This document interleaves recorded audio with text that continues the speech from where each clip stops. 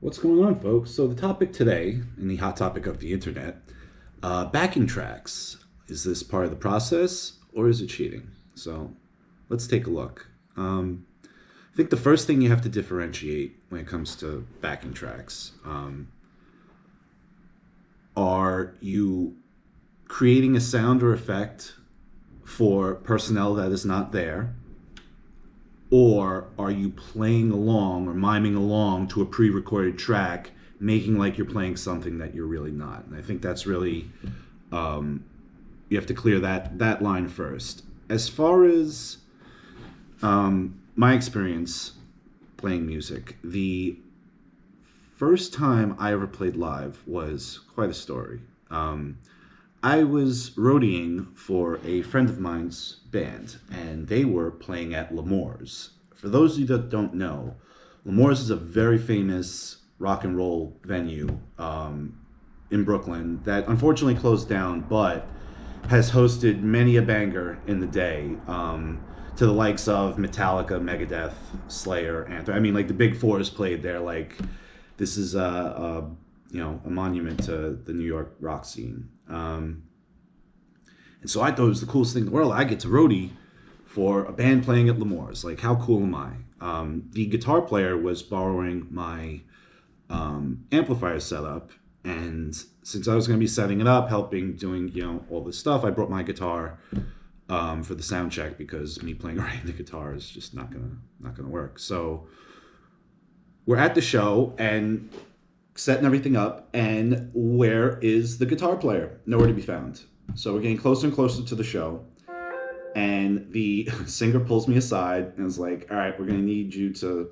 Dave's not here. We can't find Dave. What happened with Dave is Dave got arrested, and he was in central bookings with Jay-Z. But that is Dave's story. I'll let him tell it. Dave, wherever you are, hope you're doing well, buddy. But Dave was not coming. So the bass player and I are standing on this little square in the back of L'Amour's, and then there's like the steps down, and then there's like the actual like dressing room, and the headliner, I think name was Afflatus, we're sitting there, and we're just kind of playing in front of each other. He's showing me the songs, and one of the guys asks, like, what are you guys doing? And so the bass player is like, our guitar player got arrested, so I'm showing him the songs before we go on. And I'm like, oh, that's cool, what band are you in? And I'm like, well, I've never actually played with other people before. I just play along to CDs in my house. And they were like, you got some brass balls to go out there. And we went out there, we did it. And it was an incredible first experience. They ended up asking me to join the band. I hooked up with somebody after the show. I mean, it was like literally, it was like my perfect musical introduction. That being said, if backing tracks were being used, you could have just piped in the guitar, and the show would have went on, and we wouldn't have had this like cool experience. I think that's one of the things you lose this whole digital world when it comes to music, especially live music, is that you go to a concert, you never know what's going to happen. Especially back in the day, like it was mayhem. So there's a few incidents I wanted to address relating to this topic. Falling in Reverse had a show or a tour or something that had to cancel because they lost their laptops and were unable to perform.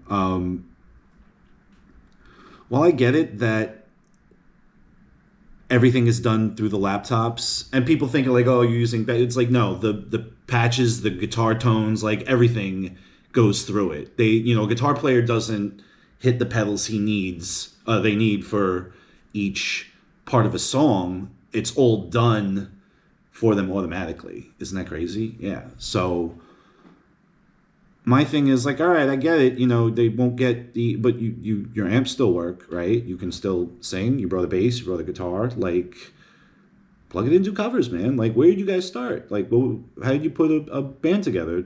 I mean, I thought the only way was that you are in a garage, you suck for a really long time, and when you just finally not to suck so much, you get to leave the garage. But you suck in the garage for a while, so go suck on stage for a while, Play Misfits covers, something. What were you doing that started? Give the fans, give them something. The idea that you walked away is, I think, what really upsets people. If you went up there and played some garage band cover set, Like, all right, dude, they lost their laptops, like literally. You know, like I think any reasonable person, I think especially a musician would understand the fact that you're like, oh, we don't have our laptops, we can't do anything. Um, I don't want to put anyone down, but it doesn't look good. You know. Next up is Motley Crue, where it's alleged that Mick Mars.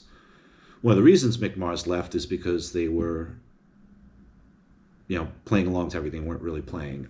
First of all, Mick Mars is one of the most underrated guitar players of all time. Like, you talk about greats, and it just his name never comes up, but the man, for 40 years now that we know of, in Motley Crue, has been rocking out with a degenerative health condition, and he's Mick's a very humble, down-to-earth guy in the sense that he just wanted to play, like he doesn't fly and do all the crazy shit the guys do. He literally takes the bus to the shows. Like, I can appreciate that. Nikki coming out and saying like that they've been using effects. Like, yeah, Nikki, I understand the effects you're saying that you use. Like you're adding to the to the personnel. The issue is like, are you playing along to a pre-recorded track when Tommy's not even in the seat and the drum starts? Like, what are your fans supposed to think? Did you expect them to know that Tommy was dead? That's the issue. You guys are making like, oh yeah, you didn't know that? Like, no, we didn't know that, but now we know, and we're saying it cheapens the experience. You're telling us that like, oh, it doesn't cheapen the experience. We're trying to give you the, like, all right, I'll just go home and listen to the album then if I wanted that. Why do I need to go pay money to a show? Listen to what you recorded the day before. That's not live music. So I think the issue is being deceitful. What I think it's eventually going to do is divide people into camps of backing tracks miming to no backing tracks miming. And whatever you want to hear. I'll tell you this: you go to see Yngwie Malmsteen play, I can tell you will never ever hear anything other than what his guitar is doing, and not just because of, sorry Yngwie, but I mean his ego. Like, no way he would wait. Like, what I'm playing. I have mastered this because I have put all the work in. He has literally done all the work. Regardless of whether you're a fan of his music or his style, I don't think there's many people that can do what he does. Being able to stand up there and play with that precision. I mean, and like, really want to get into it when it comes to Yngwie. I tend to ramble, but you guys are going to hear it.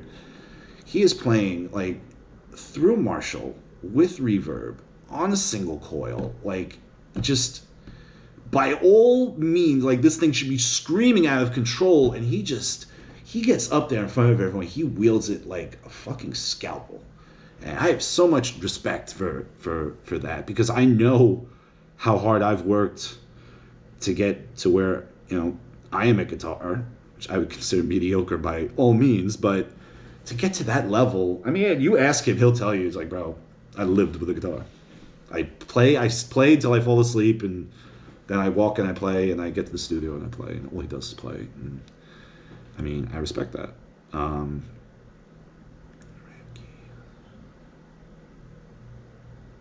The last thing, I don't know if it's pertaining to backing tracks, but as far as Ace Frehley demanding an apology from Paul for saying that if they played with the old lineup that they should have called it piss. I think Paul's been taking digs at Peter and Ace for a long time, and I don't know, if you're the man, like, why do you need to put other people down? That's the way I always looked at it. So if you're Paul Stanley, all high and mighty, lead singer of, Kiss, greatest band in the world, right? Well, then be it. Every time you dig on Ace and Peter, it just kind of, I don't know, makes me think you're not what you say you are. So on the other hand, I find it hard to believe that all the shit slinging these guys have done through the years, that there's anything that Ace hasn't revealed yet. But somebody replied to a comment of mine that said they read all the books, and except Peter's, but that Gene and Paul were shit talking everyone, which I kind of expected. He said, but Ace's book was just like about playing rock and roll and some cool stories. I'm like, all right, well, sounds like he knows it better than I do. So I guess we'll see. But I don't know. So the first time I ever realized that a band live was using a backing track, I was at a bar in Bushwick, and I was there to see a friend's band play, and the band that was opening up for them, I could hear the bass, but there's no bass player. So after the show, I go up to the lead singer and I asked, I was like, hey, I heard the bass, but I didn't see a bass player. I was looking to see, like, are they using like a harmonizer? Is it like, just dropping an octave on a clean tone, for the guitar? And he was like, no. He goes, bass player couldn't make it, so we just patched this track in. And I was like, oh, okay. But the first thing that came to my mind was like, well, why didn't you just play your tape and you could have went home? Like, if you're gonna play live, like, play live. I think one of the issues really with backing tracks isn't so much that you're using sound for personnel that's not there. The bass player couldn't come, like, all right, you patch him in, like, the show goes on. I do feel like you miss out, like, on experiences like I had, but I can understand that. Nobody ever went to a show and was like, fucking bro, that was bullshit, man. Fucking, you heard that cello? I ain't see a cello player. Nobody does that, and people realize that, like, okay, a song has a 15-second cello part. You're not going to tour with a cello player, have to feed him, keep him on the tour bus for a 15-second cello part. Can you imagine being a rock star, right?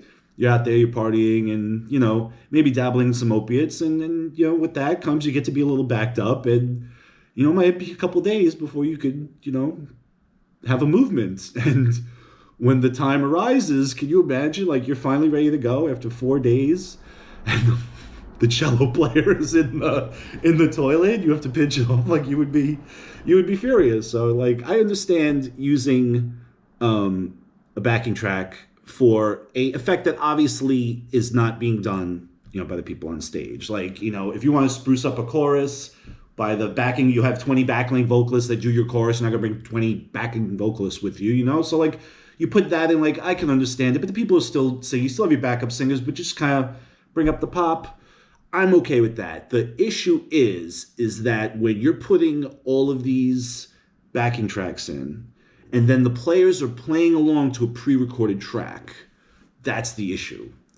And for those trying to defend it, like, oh, it's part of the process, everyone does it, that's fine. Then disclose that you do it. Hey, you're going to see a show, but, mostly pre-recorded. Like, you will hear some of what they're doing. You know what I mean? Like, give people the option. The fact that you don't want to say that you want people to come, think that's all happy or part of the experience, is deceitful. I think that's the issue that people really have with it. So, if it's that normal, like, yeah, okay, we're playing along, Also, when you don't start on time and your track comes in before you do, it's quite embarrassing. And honestly, I feel as much as